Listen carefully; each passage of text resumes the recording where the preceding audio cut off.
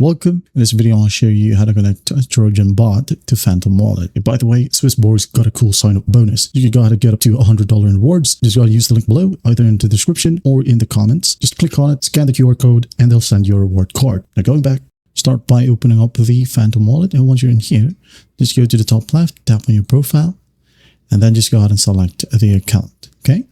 Once selected, go ahead and go to the top and tap on settings. Now in here, go to the search bar and just type down key. In the drop down, we have your private key. Just tap on it. And then once done, there will be a prompt right here that says your private key is like a password for your account. If someone gets it, they can drain your wallet. Okay, do keep that in mind.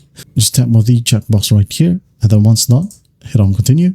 And here you have your private keys. Okay, for example, you wanted to withdraw from Trojan Bot to your Solana, you can go ahead and tap on Solana in here, and then just tap on copy to clipboard. And once done, just tap on I understand. Okay, after that, hit on done or just go back. Okay, now open up your Telegram.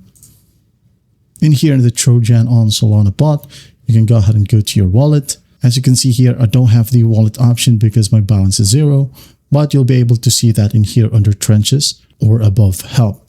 If it says wallet, just tap on it and you will have the withdraw option. Okay, just tap on the withdraw option, and then the next step, it will ask you to import your Solana wallet. So just paste the copied wallet address from your Phantom wallet, paste it, and just hit on send. And after that, you're good to go. All right. Or you can go ahead and add in your wallet so that you can seamlessly withdraw or deposit, however you like. Just go ahead over to settings in here. Okay, wait for it to load. And once it loads, there will be an option right here to add in your wallet. So just go ahead and follow simple prompts. And after that, you're good to go as well. That is it. Well, I hope this video helps, and I'll see you in the next one.